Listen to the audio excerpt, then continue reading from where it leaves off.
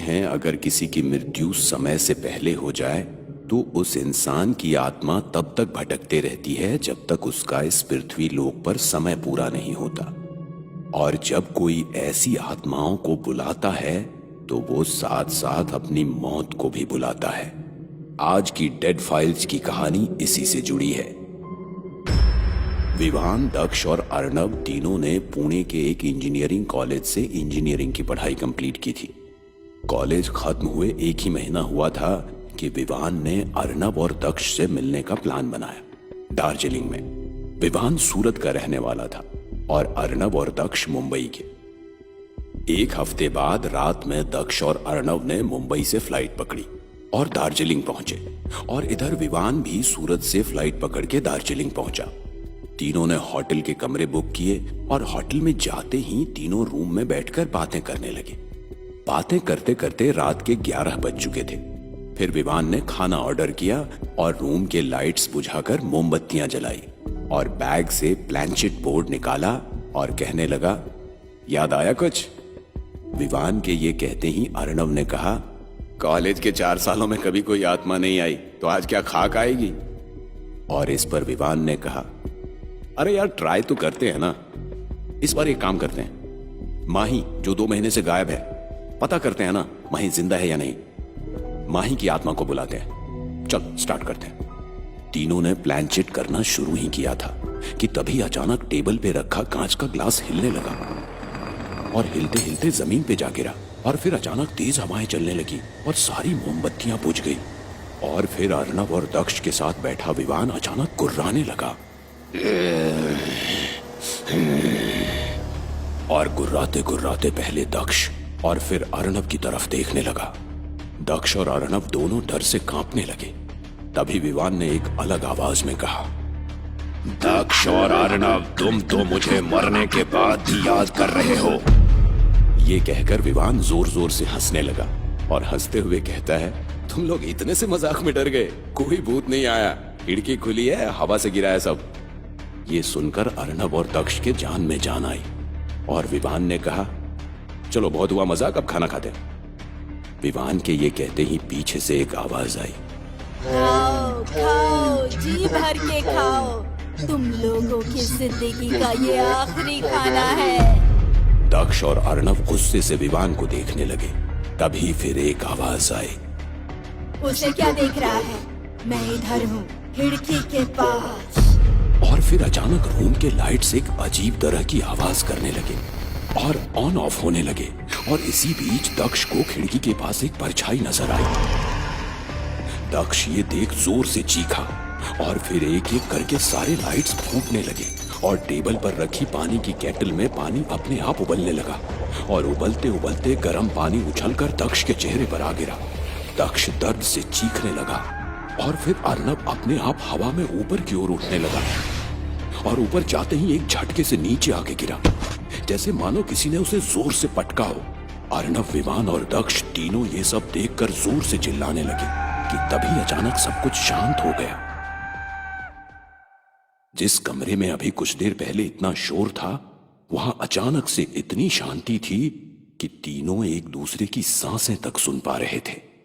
काफी देर तक जब कोई हलचल नहीं हुई तो दक्ष, अर्णव और विवान को लगा जो आत्मा आई थी वो जा चुकी है। तीनों ने एक गहरी सांस ली और खाना खाकर अपने अपने कमरे में जाकर सो गए। करीबन रात के 2 बजे थे। अर्णव नींद से उठकर वॉशरूम में गया और जैसे ही बाहर आने को हुआ तो अचानक बाथटब का नल अपने आप चालू हो गया। तो अर्णव ने नल बंद करने के लिए जैसे ही हाथ बढ़ाया तो किसी ने अर्णव का हाथ पकड़ के उसे बाथटब में खींच लिया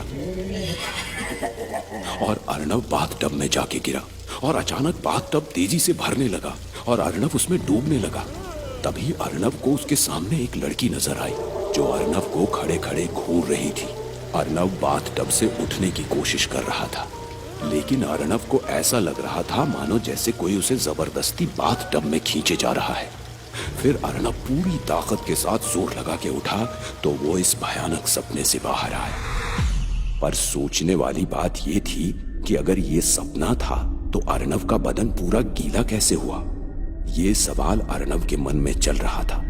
ये सोचते हुए अर्नब ने टेबल पे रखे ग्लास का पानी पिया।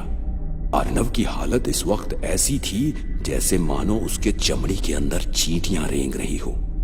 अर्नब डर से घबराया हुआ बेड पर लेटा रहा और जैसे ही उसकी आंख लगी तो किसी ने उसके कमर पे हाथ रखा। अर्नब हड़बड़ा के उठा तो अंधेरे में बेड पर लेटी उसे एक लड़की नजर आई। फिर उस लड़की ने कहा, क्या हुआ अर्नब, तुम्हें तो ऐसे बेड पर बड़ा मजा आता है। अर्नब घबराई हुई आवाज में कहने लगा, कौन है? अर्नब के ये कहते ही अर्नब की आंखों के सामने एक लड़की आई। वो कोई और नहीं, माही थी। फिर माही की आत्मा ने अर्नब की गर्दन पकड़कर उसे खिड़की पर दे मारा। अर्नब अब दर्द से चीख रहा था और उठकर दरवाजे की ओर भागा तो दरवाजा बाहर से बंद था। फिर बेड की बेडशीट बेड से सरकती सरकती अर्नब की ओर आई और वो बेडशीट धीरे धीरे अर्नब के हाथों पर रस्सी की तरह लिपट गई और अर्नब के हाथ बंध गए। फिर माही ने अर्नब को जोर से धक्का दिया तो अर्नब जमीन पे जा गिरा। फिर माही ने टेबल पर रखा चाकू उठाया और अर्नब के गुप्तांग को चाकू से चीरने लगी और तब तक चीरती रही जब तक अर्नब की मौत नहीं हो गई। विवान और दक्ष अपने कमरे में सो रहे थे। तभी दक्ष का फोन बजा और आवाज आई, फ्लैट नंबर 501 याद है दक्ष तुम्हें? ये आवाज सुन दक्ष हड़बड़ा के नींद से उठा और सकपकाई आवाज में फोन पे कहने लगा, क्या बकवास कर रही हो, कौन हो तुम? तभी फोन कट गया। ये सुन के दक्ष के तो होश ही उड़ गए। तभी उसे नाइट लैंप की रोशनी में कुर्सी हिलते हुए दिखी और कुर्सी के साथ एक परछाई भी। दक्ष हड़बड़ा के बेड से उतरा और लाइट चालू करके देखा तो वहां कोई नहीं था। दक्ष ने एक गहरी सांस ली और जैसे ही पलटा तो उसके सामने माही खड़ी थी। दक्ष जोर से चीखा और पीछे सरका तो पीछे दो हाथ दक्ष को जकड़ने लगे। दक्ष ने छटपटाते हुए अपने आप को छुड़ाया और उठकर गिरते पड़ते जैसे ही दरवाजे को खोला तो दरवाजे के सामने विवान खड़ा था। दक्ष ने डरते हुए लड़खड़ाती आवाज में विवान को सब बताया और विवान के साथ जैसे ही अंदर आया तो दरवाजा धीरे धीरे करके बंद हो गया। दरवाजा बंद होते ही विवान ने दक्ष को जमीन पर धक्का दिया और कहने लगा, दक्ष, डरने की कोई बात नहीं। जैसे तुमने माही को मारा था, माही तुम्हें भी वैसे ही मारेगी। विवान की ये बात सुन के दक्ष हैरान था। तुम्हें क्या लगा, पता नहीं चलेगा मुझे? माही की आत्मा को बुलाया था मैंने और उसने तेरी और अर्नब की पूरी काली करतूत बताई मुझे। कैसे तुमने माही को मेरे फोन से मैसेज किया और झूठ बोला कि मैं उसे आज प्रपोज करने वाला हूं, इसलिए रेडी होके जल्दी से फ्लैट पर आ जा। माही इस बात को सच मान बैठी और फ्लैट पर आते ही तूने और अर्नब ने उसका 3 दिनों तक रेप किया और फिर उसे जंगल में ले जाकर जला दिया। तूने मुझसे मेरे प्यार को छीना, अब माही तुझसे तेरी जिंदगी छीन लेगी और तू भी उसी दर्द को महसूस करेगा। विवान के ये कहते ही माही ने दक्ष को जमीन से उठाकर दीवार पे पटका और फिर उसे घसीटते हुए एक चेयर के पास ले गई और उसे चेयर पर बांध दिया। फिर माही अपने नाखूनों से दक्ष के शरीर को नोचते हुए रोते रोते कहने लगी, इसी तरह नोचा था ना तुमने मुझे? और फिर माही ने एक चाकू उठाया और उससे दक्ष के सीने पर वार करने लगी। और फिर माही ने दक्ष के गुप्तांग पर पेट्रोल डाला और उसे आग लगा दी और दक्ष भी उसी तरह तड़प तड़प के मर गया जैसे उसने माही को मारा था। विवान और माही का प्यार अधूरा रह गया, लेकिन विवान की मदद से माही ने अपना बदला जरूर पूरा किया।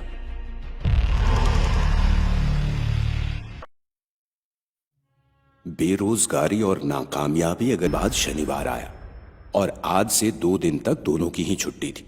सुबह के 10 बज चुके थे, लेकिन अभिनव अभी तक सोया था और काजल किचन में नाश्ता बना रही थी कि तभी काजल के कानों में एक जोरदार आवाज आई। ये आवाज घर के शीशे पर पत्थर मारने की थी, जो कि हॉल से आई थी।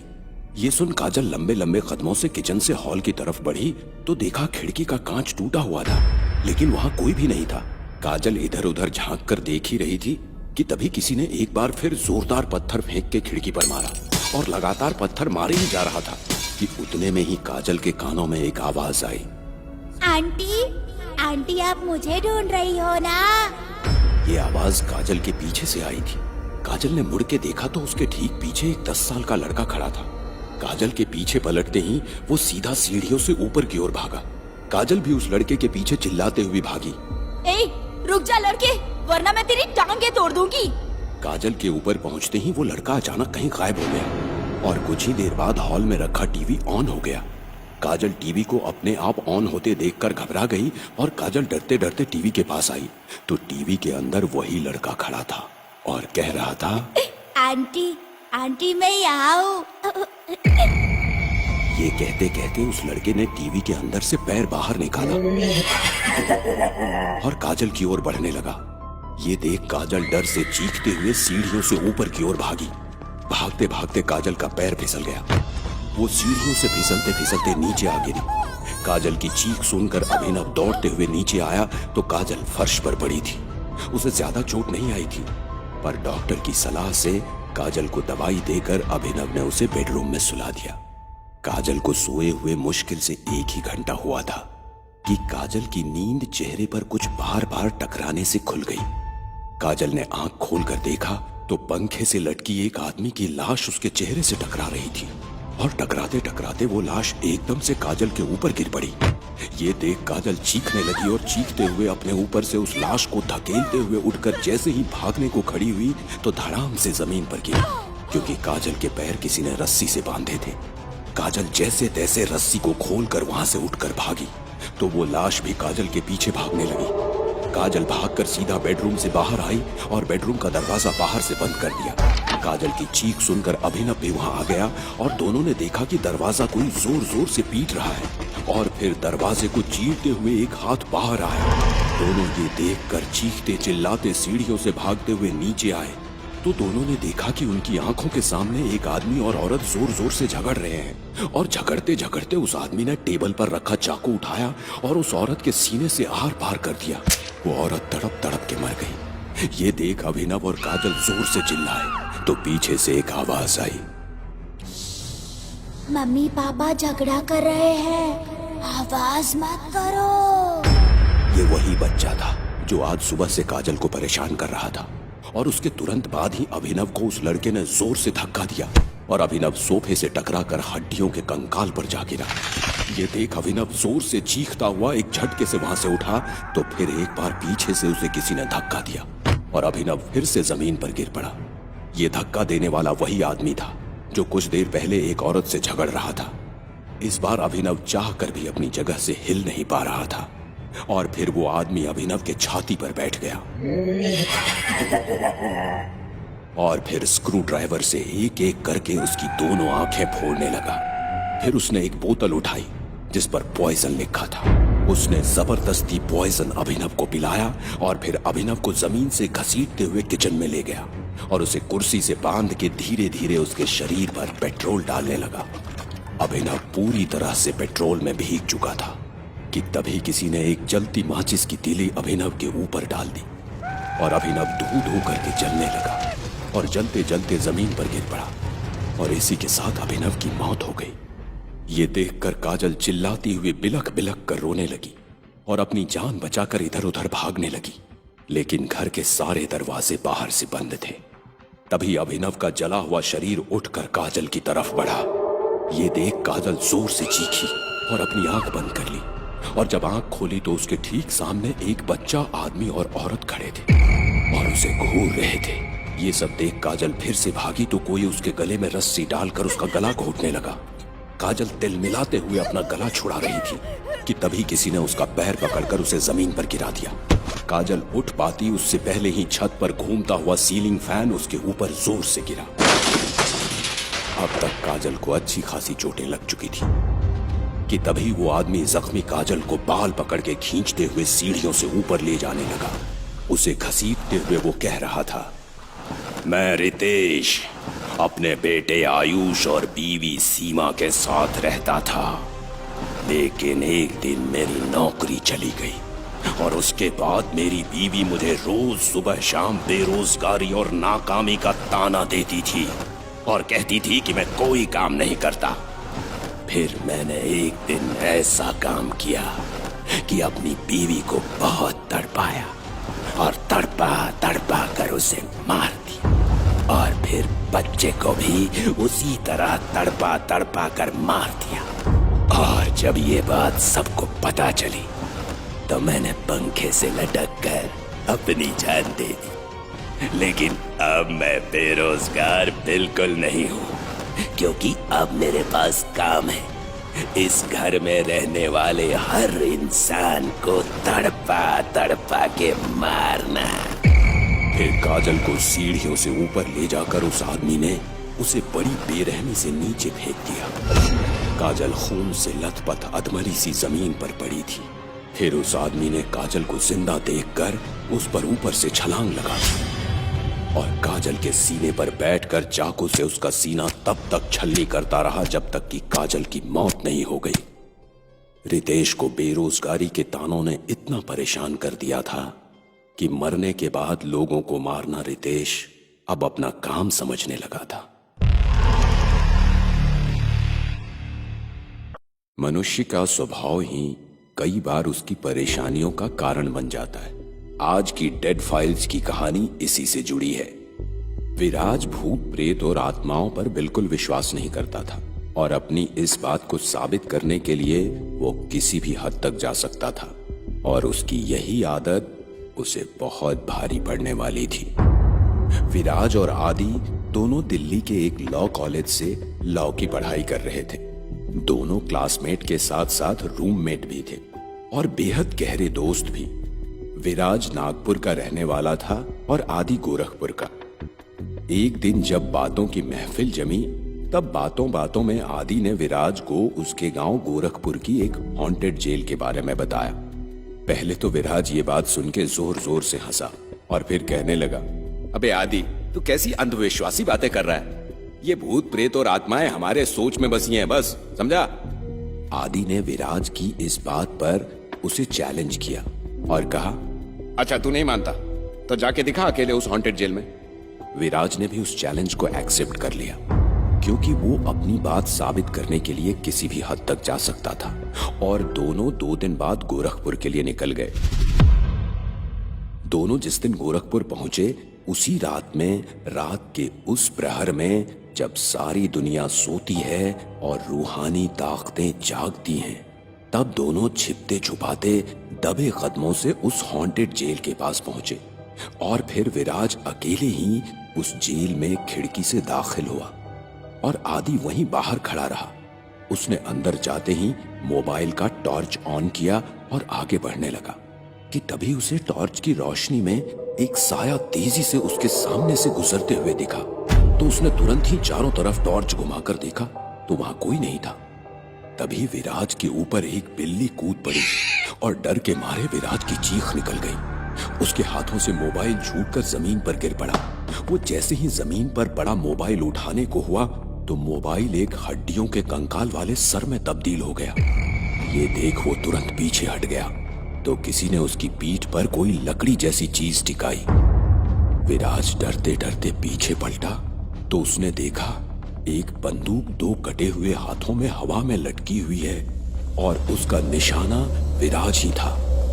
ये देख विराज वहां से तुरंत बाहर की ओर भागा तो वो कटे हुए हाथ बंदूक लिए उस पर गोलियां चलाने लगे। वो जिधर भी भागता वो हाथ बंदूक लिए उसके पीछे पीछे निशाना लगाते हुए हवा में उसके पीछे दौड़ रहे थे। वो भागते भागते उसी खिड़की के पास आया जहां से वो अंदर आया था तो उसके सामने ही खिड़की धीरे धीरे एक दीवार में परिवर्तित हो गई।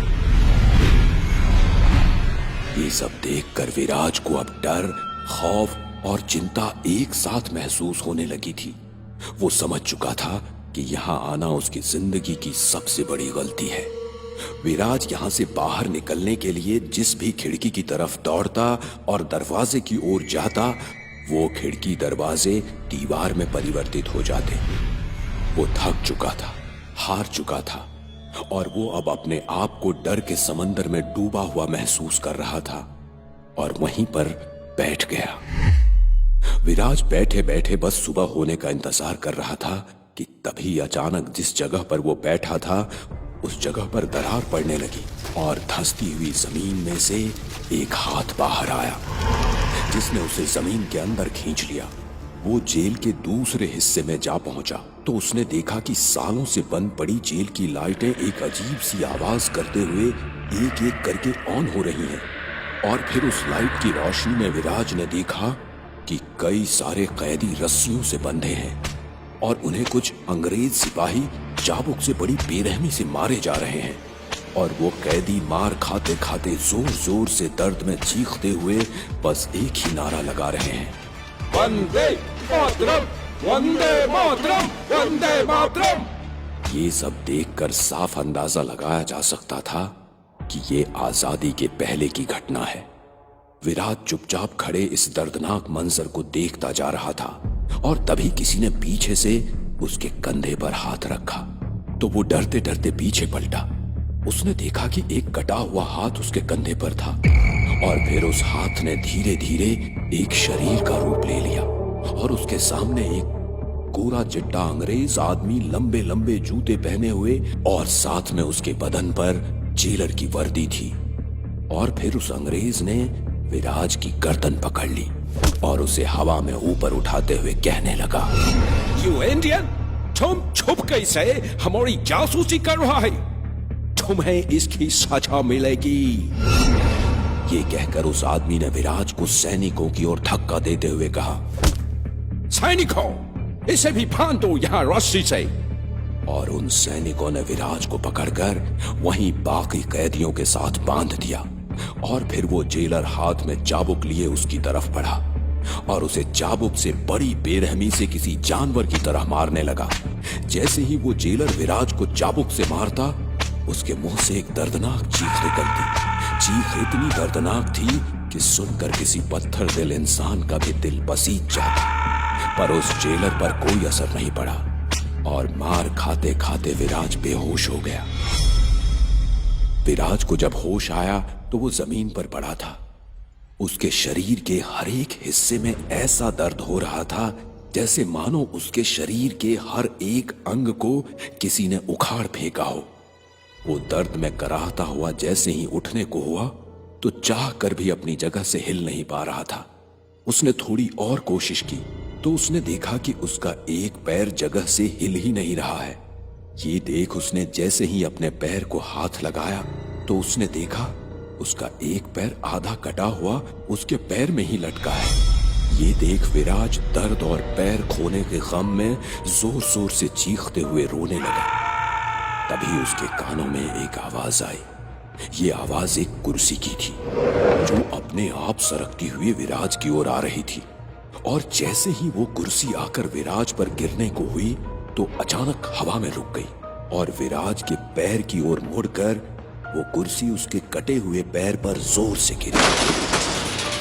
और तभी एक परछाई अचानक उसके सामने आई और उस परछाई ने उसका आधा कटा हुआ पैर जोर से खींचकर उखाड़ फेंका और फिर विराज का पैर पकड़कर उसे घसीटते हुए जेल की ओर ले जाने लगा और ले जाते जाते कहने लगा, तुम इंडियन लोग को तड़पाने में बहुत मजा आता है, एंजॉय। ये कहकर उस परछाई ने उसी अंग्रेज जेलर का रूप लिया जिसने कुछ देर पहले विराज को बेरहमी से मारा था। और फिर उस जेलर ने विराज का सर फांसी के फंदे पर अटका दिया। और फिर उस जेलर ने पहले तो एक चाकू से विराज के शरीर पर कई सारे घाव किए और फिर एक एक करके उसके दोनों हाथ काट दिए। विराज दर्द से चीखे जा रहा था पर उस जेलर को लाचार विराज पर जरा सी भी दया नहीं आई।